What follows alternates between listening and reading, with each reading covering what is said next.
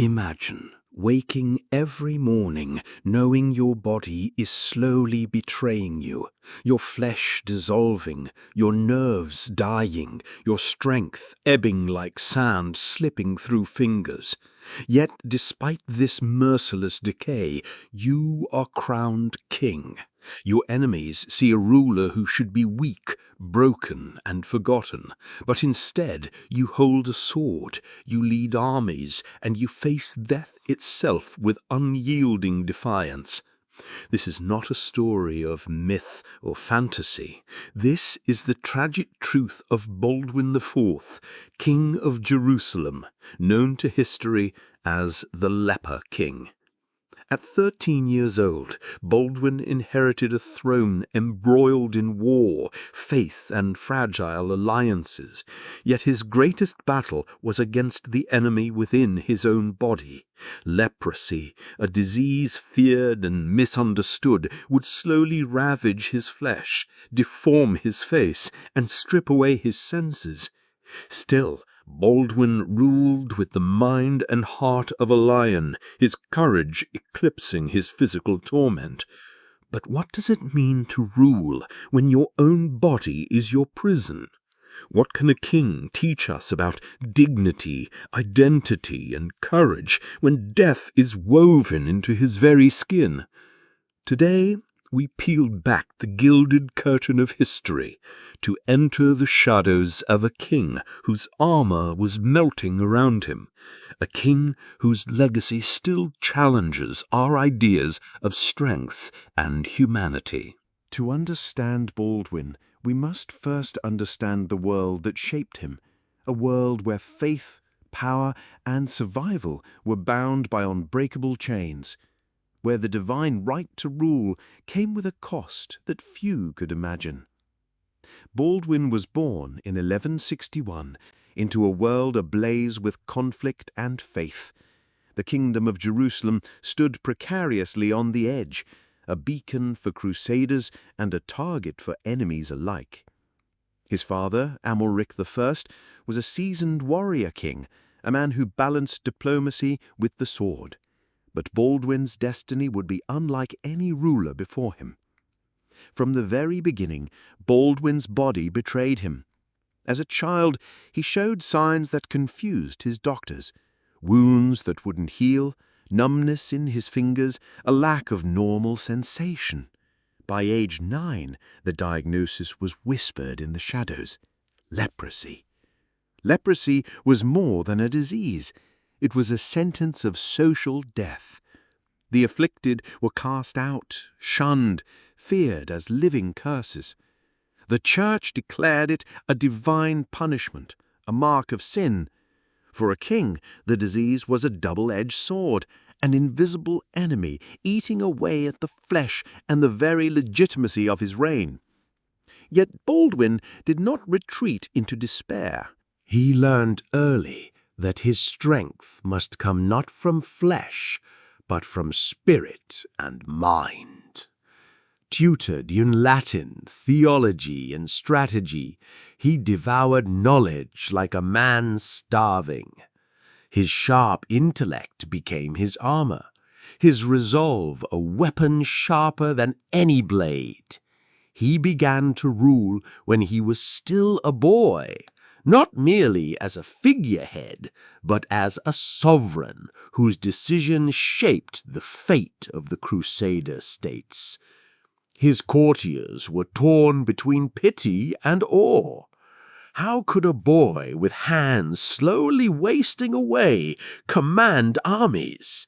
How could a face marked by disease inspire loyalty? But Baldwin proved them wrong, time and again. This was a ruler who defied every expectation, a king whose body was rotting, but whose mind remained razor-sharp, whose spirit refused to bow. But the truth beneath the crown was brutal. Leprosy is a thief of sensation and movement. Baldwin's fingers curled, his limbs weakened, his face warped as the disease destroyed cartilage and skin. His vision dimmed. He wore heavy clothes to hide the deformities, but the whispers in the court never ceased. Behind closed doors, he fought not only external enemies, but the slow unraveling of his own body. His courtiers recorded his illness with clinical detachment, a royal patient under observation. But to Baldwin, each day was a battle to remain himself. The tragedy of Baldwin is a mirror held up to the fragility of power and life itself. He was a king bound by flesh that betrayed him, leading a kingdom surrounded by enemies. His reign was a testament to the paradox of mortal strength, that sometimes true power lies in perseverance against decay. Despite the steady erosion of his flesh, Baldwin IV's mind remained unbroken, and so did his will to fight. From the moment he took the throne, the kingdom of Jerusalem was surrounded by enemies. The Muslim leader Saladin was rising in power, determined to reclaim the Holy Land. The fragile alliances among the Crusader states teetered on the edge of collapse. Yet Baldwin, barely a man in years, stepped onto the battlefield with the courage of a seasoned general. His commanders whispered in disbelief. How could this pale, trembling boy lead a charge? How could the leper king inspire men to fight when his own body was ravaged by a disease? But Baldwin understood something deeper than physical strength. He understood the power of symbol and spirit. His presence alone galvanized troops. The sight of their king, who fought despite his condition, ignited their resolve. His strategy was sharp, his decisions decisive. He won battles that seemed impossible. At the Battle of Montgijard in 1177, Baldwin led a daring surprise attack against Saladin's forces, routing an army many times larger. It was a moment of hope for the Crusader states, a testament to what a determined spirit could achieve against all odds. Yet Baldwin's reign was not just about war. It was a constant struggle with his own body and the court that both revered and feared him. His leprosy was a visible sign of weakness in a culture that prized physical perfection in its rulers. Some nobles plotted to use his illness as justification to limit his power or replace him. There were whispers of doubt, fear, even disgust. The very people sworn to serve their king sometimes saw him as a living reminder of human frailty. Baldwin's life was a paradox, a king who embodied strength and decay simultaneously. He was the embodiment of a kingdom hanging by a thread, glorious in ideal, but crumbling in reality. His disease, often hidden beneath rich robes and masks, was a metaphor for the fragile state of the Crusader kingdom itself, besieged, weakened, but refusing to fall without a fight. As Baldwin's body continued to fail, so too did his hold on power. He was forced to name a regent and arrange for his successor, the young Baldwin V, before his death at just 24 years old. Yet his legacy would outlast his physical form. Baldwin IV taught the world that leadership was not the domain of the unbroken and the strong alone. It was a mantle for those who could endure suffering with dignity, who could inspire even as their own flesh betrayed them. His story challenges us to rethink what it means to be strong. Is strength the absence of weakness, or is it the courage to stand tall despite it? Is power the might of the body, or the resilience of the spirit? Baldwin IV's story transcends the historical facts of battles and crowns. His life is a rich tapestry woven with symbolism. A man whose melting armor became a metaphor for the fragility of human power and identity. The king as paradox. He was both ruler and ruin, warrior and victim, sovereign and prisoner of his own body. This paradox challenges the classical image of kingship, the ideal of invincibility, divine right, and physical perfection. Baldwin's reign reminds us that power can coexist with vulnerability. His body, slowly consumed by disease, mirrors the decay of the Crusader states, held together by faith and resolve, yet corroded from within by political strife and external pressure. Psychological dimensions. The crown as burden.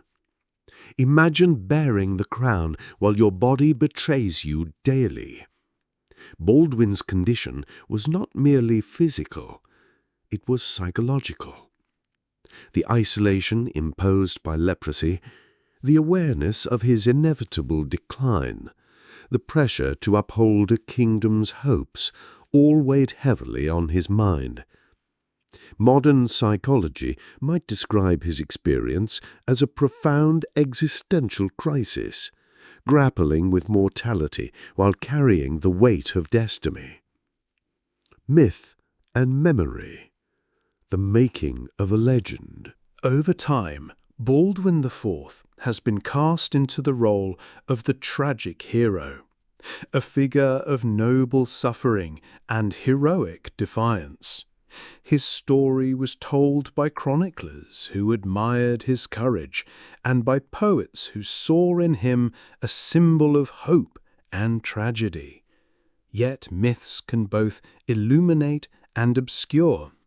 The leper king is remembered for his bravery, but how often do we acknowledge the pain, loneliness, and fear that shaped his every decision? Contemporary resonances. Armor we all wear. Today we may not face leprosy or medieval warfare, but Baldwin's story still speaks to us. We all carry invisible battles, illness, trauma, vulnerability, while trying to fulfill roles that demand strength. We wear our own armor, masks of confidence, resilience, sometimes denial, to face a world that prizes perfection. Leadership in any form still requires confronting the tension between human frailty and public expectation. Baldwin IV died young, just 24 years old. His body succumbed to the relentless decay of leprosy. His kingdom, frail and embattled, would not survive long after. Yet the story of the leper king lives on, not as a tale of defeat, but as a profound lesson in the complexities of power, humanity, and resilience. What does it truly mean to be strong? Is strength the flawless armor worn by the mighty, or is it the courage to wear that armor while it slowly melts away? To face each day knowing your body's betraying you, yet refusing to surrender? What does it mean to lead?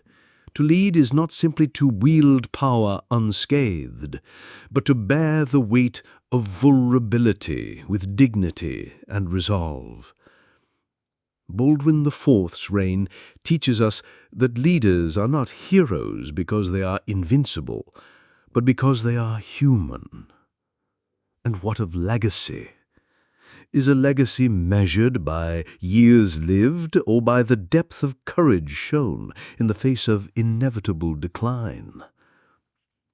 Baldwin's legacy is a paradox, a reminder that the greatest strength often lies not in physical might, but in the spirit's unyielding flame. As we close this chapter of history, let us reflect on the armor we each wear, be it visible or invisible. What burdens do we carry beneath the surface? What battles do we fight that remain unseen by the world? And if our armor were to melt away, would we still find the courage to stand? The Leper King's story is not confined to the annals of medieval crusades. It is a mirror held to every human soul, wrestling with the tension between frailty and fortitude. May we remember Baldwin IV not just as a king consumed by disease, but as a symbol of resilience, a testament to the indomitable human spirit that continues to inspire, challenge, and humble us across centuries. May his courage remind us to honor our own struggles and to recognize that true nobility lies in embracing our shared humanity, in sickness and in health, in weakness and in strength. What will your legacy be when your armor finally melts away? Baldwin IV is gone, but his story echoes through the ages, not as a legend of invincibility, but as a profound lesson on fragility and resilience. The spirit of the Leper King stands not only as a symbol of bodily decay, but as a testament to unyielding faith, that even in the weakest flesh one can preserve dignity and inner strength. His final day marked not just the end of a dynasty, but a reminder that, quote, "True strength does not lie in the outward glory, but in the ability to confront and transcend the deepest limits within ourselves. And when the armor melts away, what remains is one constant, the spirit of a king, burning bright and unextinguished." Let Baldwin IV's story be a mirror for us all, revealing that true power lives inside, unseen, but always deeply felt.